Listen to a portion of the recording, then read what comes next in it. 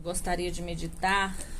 Nós vamos meditar hoje lá na carta de Paulo aos Hebreus. Não sei se é Paulo que escreve, não tenho bem certeza, mas é na carta aos Hebreus. Nós vamos ler a partir o finalzinho do capítulo 11 e um começo do capítulo 12, que diz assim, lá no versículo 32, Hebreus 11, 32, diz assim: que mais direi? Não tenho tempo para falar de Gideão, de Baraque, de Sansão, de Jefté, de Davi, de Samuel e os profetas, os quais pela fé conquistaram reinos, praticaram a justiça, alcançaram o cumprimento de promessas, fecharam a boca de leões, apagaram o poder do fogo e escaparam do fio da espada. Da fraqueza tiraram força, tornaram-se poderosos na batalha e puseram em fuga exércitos estrangeiros. Houve mulheres que pela ressurreição tiveram de volta os seus mortos, uns torturados e outros uns foram torturados e recusaram ser libertados para poderem alcançar uma ressurreição superior. Outros enfrentaram zombaria e açoites, outros ainda foram acorrentados e colocados na prisão, apedrejados, cerrados ao meio, postos à prova, mortos ao fio de espada. Andaram errantes, vestidos de pele de ovelha e de cabras, necessitados, afligidos e maltratados. Vagaram pelo deserto Vagaram pelos desertos e montes, pelas cavernas e grutas. Todos estes receberam bom testemunho por meio da fé. No entanto, nenhum deles recebeu o que havia sido prometido. Deus havia planejado algo melhor para nós, para que conosco fossem eles aperfeiçoados. Portanto, capítulo 12. Portanto, também nós, uma vez que estamos rodeados por tão grande nuvem de testemunhas, livremo-nos de tudo o que nos atrapalha e de todo o pecado que nos envolve e corramos com perseverança a corrida que nos é proposta. Tendo os nossos olhos fitos em Jesus, autor e consumador da nossa fé, ele, pela alegria que lhe fora proposta, suportou a cruz, desprezando a vergonha, e assentou-se à direita do trono de Deus. Pensem bem naquele que suportou tal oposição dos pecadores contra si mesmo, para que vocês não se cansem nem desanimem. Na luta contra o pecado, vocês ainda não resistiram até o ponto de derramar o próprio sangue. Vocês se esqueceram da palavra de ânimo que ele lhes dirige como a filhos. Meu filho, não despreze a disciplina do Senhor.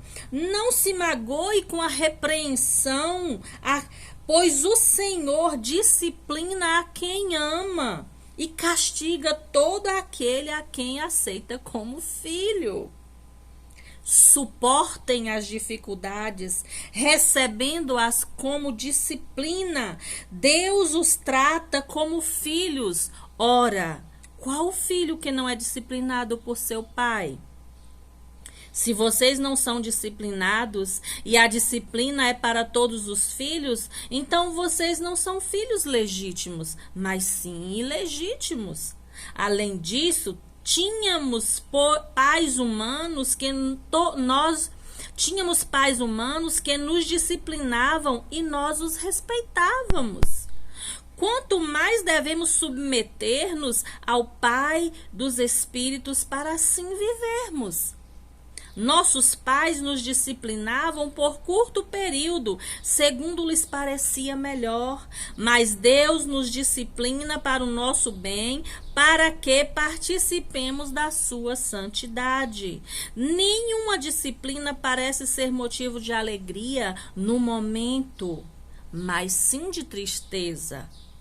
Mais tarde, porém, produz fruto de justiça e paz para aqueles para aqueles que por ela foram exercitados.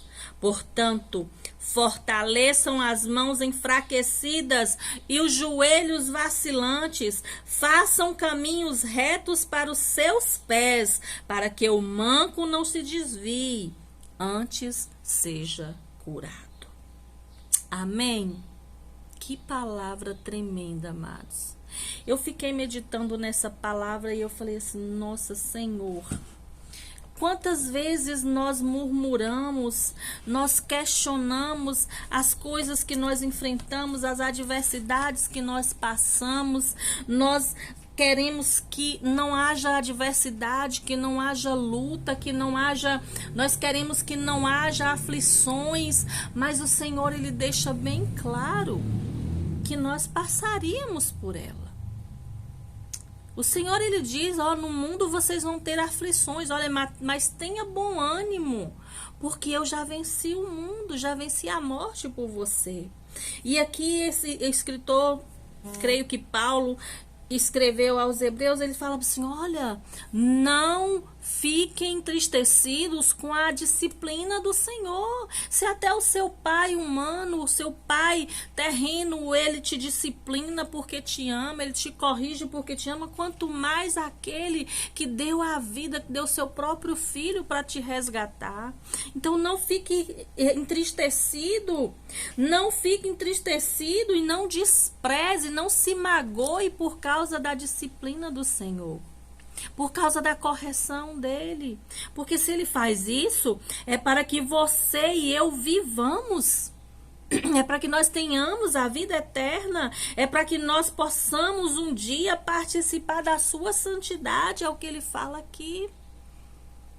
Que nós venhamos ter esse entendimento no nosso coração, que o Senhor, que as adversidades, que as lutas, que as dificuldades, elas vêm, mas que nós aprendemos com todas elas, porque elas são usadas pelo Senhor como oportunidades para nos ensinar, para nos amadurecer, para nos fazer descer na presença dEle, para corrigir os nossos erros. Amados, lá em Hebreus 4,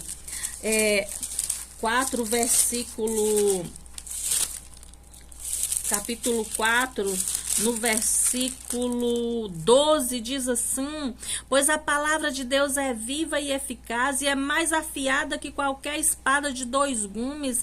Ela penetra até o ponto de dividir alma e espírito, juntas e medula, e julga os pensamentos e intenções do coração. Ou seja, aquele que criou o nosso coração, aquele que nos formou, ele conhece os nossos pensamentos e ele conhece a intenção do nosso coração, né? Não é somente o sentimento quando ele já vem, não. É quando a gente tem uma intenção, o Senhor já conhece. E a palavra fala que essa palavra, que é como espada de 2 gumes, a espada de 2 gumes era usada pelos soldados romanos.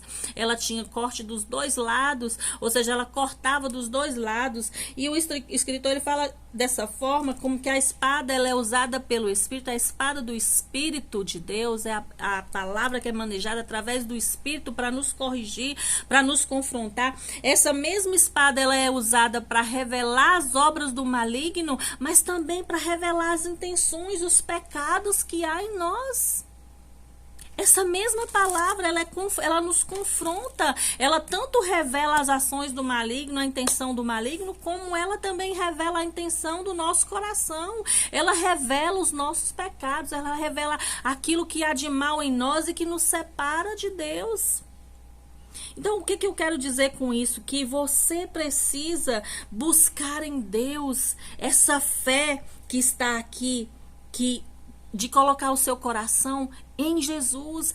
Qual é o testemunho? Os testemunhos daqueles que vieram antes de nós. O capítulo 11 só fala dos testemunhos, fala de Moisés, fala de Abraão, fala de Isaac, fala de Jacó, fala de todos aqueles de José, que usaram a fé no Senhor para vencer. E o que ele fala aqui? Que nós precisamos ter essa fé Fé em quem, irmã Leile? Fé no autor e consumador, no Senhor Jesus, que nos traz, que é a palavra viva, que nos confronta, que nos exorta, que nos traz vida, que nos transforma. E nós precisamos buscar essa fé transformadora, irmãos e amados. Nós precisamos buscar essa fé transformadora para quando os cuidados e os problemas dessa vida parecer nos sufocar, e a ponto da gente achar assim, se eu tivesse um pouco mais de fé, se a minha fé fosse um pouco maior, eu venceria. Se eu fosse mais forte na fé, eu venceria. Não, você precisa, a palavra fala, a fé do tamanho de um grão de mostarda, que é a menor semente do mundo. A sua fé pode ser pequena, mas se ela estiver firmada em Jesus, que é o autor e consumador da sua fé, você vai vencer toda e qualquer batalha, toda e qualquer tentação, toda e qualquer adversidade. O clamor dos discípulos naquela época, lá em Lucas 17, é: Senhor, aumenta a minha fé. Aumenta a minha fé. Talvez seja isso que você esteja pedindo para o Senhor. Aumenta a minha fé, papai, para me passar essas adversidades, para me enfrentar isso, para me poder vencer como aqueles venceram, como os primeiros discípulos, como aqueles que andavam com o Senhor venceram.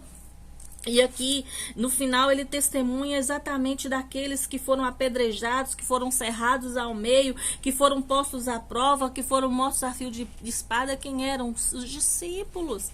Os discípulos que passaram por todas essas adversidades e venceram pela fé naquele que nos chamou, naquele que chamou eles. Então, se você está vivendo um momento difícil, não ache que isso seja uma coisa ruim, não. O Senhor, a Bíblia fala aqui que o Senhor, ele disciplina o filho que ama. Se é permissão do Senhor, aceite, suporte com fé, que você vai vencer.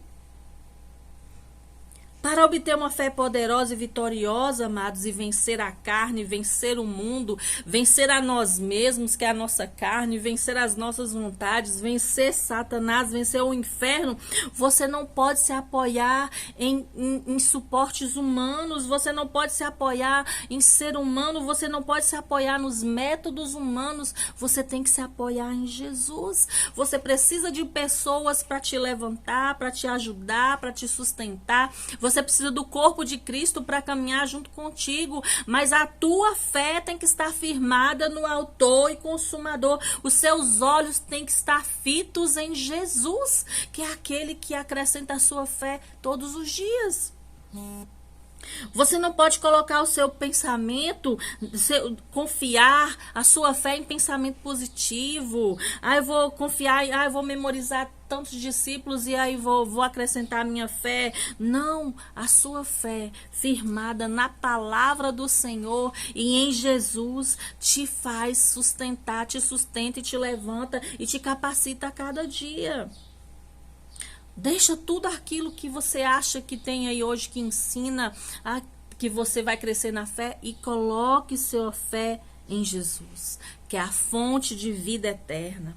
Depois de você olhar para todos esses homens aqui, que Paulo citou, todos esses homens que pela fé fizeram obras maravilhosas, Paulo vai dizer lá no final, no versículo 12, capítulo 12, versículo 2, ele fala, olha, depois de ver todas essas multidões de testemunhos, depois de nós estarmos rodeados de testemunhos, livremos-nos de tudo aquilo que nos atrapalha, de todo pecado que nos envolva e corramos com perseverança a corrida que nos é proposta, tendo os nossos olhos fitos em Jesus, autor e consumador da nossa fé. Então nós tivemos todos esses testemunhos, homens e mulheres maravilhosos que enfrentaram tudo e venceram pela fé em quem? Em Jesus. Então é em quem que nós temos que colocar a nossa fé? Em Jesus. Paulo está ensinando isso. Depois de tudo, todos os testemunhos que ele coloca, ele no final ele fala, tendo os seus olhos fitos em Jesus, corra a sua corrida que é proposta por ele, com perseverança, e livre-se de tudo aquilo que te atrapalha, de tudo aquilo que faz você pecar. O que te faz pecar? O que atrapalha a sua corrida para Jesus? O que te impede de continuar correndo, de continuar buscando, de continuar prosseguindo para o alvo? Tira tudo isso que te atrapalha, se livre de tudo isso que te atrapalha de seguir ao Senhor e olhe para Ele, busque nele e continue a caminhar. Continue a correr, continue a buscar. Se o Senhor te corrigir, ame-o mais ainda. Se o Senhor vier te disciplinar, ame-o mais ainda. Se a adversidade está grande, ame o Senhor mais ainda. Porque se Ele está fazendo isso, é para que você possa ser limpo, sarado, santificado. Lá no versículo 10 fala assim: nossos pais nos disciplinavam por curto período, segundo lhes parecia. Segundo eles achavam aqui que aquela correção é suficiente, mas Deus nos disciplina para o nosso bem, para que um dia participemos da sua santidade. Então, por que o Senhor permite algumas coisas, às vezes, para nos corrigir, para nos santificar? Porque a Bíblia fala que para o céu, sem santificação, não existe. Precisamos ser santificados. Então, o Senhor, Ele ensina que a disciplina, no momento, parece que não é motivo de alegria. Muito pelo contrário, a luta vem, a adversidade vem. Tá difícil, a gente fica triste, a prova tá ali, a gente fica triste. Por quê? Porque no momento que você recebe a correção, não parece bom. Muito pelo contrário, a gente fica triste, parece ruim. Mas Paulo está dizendo aqui, ó, mas depois, mais tarde, essa correção vai te trazer benefícios. Ela vai trazer frutos de justiça e de paz para aqueles que foram disciplinados, para aqueles que foram exercitados na disciplina. Então, a disciplina, a palavra é para quê, amados? Para nós exercitarmos justiça e paz, para trazer frutos de justiça e paz na nossa vida. Por que o Senhor permite? Para que nós possamos, mais tarde, ter frutos de justiça e de paz em nossas vidas. E por isso Ele falou assim: fortaleçam as suas mãos, fortaleçam os seus joelhos vacilantes e as suas mãos que estão enfraquecidas. Façam caminhos retos para os seus pés. Você busque caminho reto, se desvie daquilo que é mal, busque trilhar caminhos retos. Fortaleça os seus joelhos que são vacilantes, vai para a oração, vai buscar o Senhor. Fortaleça as suas mãos em Cristo, para que o manco, aquele que está tendo dificuldade de caminhar, de se firmar no Senhor, ele não se desvie, mas ele seja curado e seja salvo. Ou seja, não desista. Não desista da caminhada, não desista no meio da adversidade, não desista no meio da luta. No meio da luta, não diga que o Senhor tá fazendo algo ruim para você e que o Senhor não te ama e eu abandone. Não, firme o teu pé em Jesus. Fique firme para aquele que estiver te observando, para aquele que estiver olhando para a tua caminhada e estiver buscando caminhar com o Senhor. Ele não se desvie, não caia também. Mas ele seja fortalecido, seja curado e seja sarado e seja salvo. O que nós precisamos aprender, irmã Leila, é que as coisas não são somente sobre nós. Aqueles que nos observam, eles estão olhando, será que vai cair? Quando você vence a luta, quem foi que ajudou? Como ela conseguiu? Como ela conseguiu? Como ele conseguiu vencer? Como ele conseguiu passar por aquilo? É um testemunho, como foram os testemunhos no passado, dos discípulos e de todos aqueles que passaram, que nós olhamos hoje e falamos: nossa, será que eu suportaria? E a pessoa que está olhando para você fala assim: nossa, ele suportou, ela suportou. Como conseguiu? E você tem um testemunho de quem? Quem te ajudou? Jesus que te ajudou. É para isso que as adversidades vêm, para você ser fortalecido, é para que a sua fé seja fortalecida, para que você engrandeça o nome do Senhor. Pela fé, Jesus venceu Satanás no deserto, ele fez milagres, ele fez maravilhas, ele se entregou na mão de Jesus naquele jardim de Getsêmanes e ele suportou a agonia da cruz. Para quê, irmã Lei? Para derrotar Satanás e nos trazer a vitória eterna, para nos dar acesso livre ao Pai. A guerra já foi vencida por Jesus. Por isso que os nossos olhos têm que estar fitos nele. Na hora da adversidade que vier, fixa seus olhos em Jesus. Na hora da luta, fixa seus olhos em Jesus. Sozinhos, eu e você não conseguimos. É em Cristo. Em Cristo, eu e você, nós temos acesso a essa fé vitoriosa que capacitou ele a vencer Satanás, a curar enfermos, a restaurar a vida, dar vida aos olhos dos cegos, devolver a audição dos surdos, proclamar o evangelho da paz, apresentar-se como sacrifício vivo diante do Senhor, santo e agradável. É por fé. Por fé eles conseguiu suportar a tentação do diabo lá, quando tentou ele, conseguiu suportar a provação e a morte, sabendo que Deus iria ressuscitá-lo um dia. E essa certeza que eu e você precisamos ter, que em Jesus, com os nossos olhos fitos nele, nós somos aperfeiçoados a cada dia, amadurecidos a cada dia. Sozinho eu e você não conseguimos, mas em Cristo, produzindo fé em nosso coração, garantindo a nossa vitória, a certeza da vitória, crendo que ele já venceu. Quando eu e você somos completamente dependentes deles, amados, não há situação que não possa ser vencida. Paulo diz que até se morrer é Cristo, se viver é Cristo, morrer é lucro, até se morrer é lucro. O plano de Deus para mim e para você, amados, é que nós cresçamos em tudo. É que nós cresçamos em tudo, mas em quem? Em Cristo, que é a cabeça. Está lá em Efésios 4:15. O Senhor deseja que nós enfrentemos todas as batalhas carregando o mesmo escudo da fé que Jesus usou para derrotar Satanás.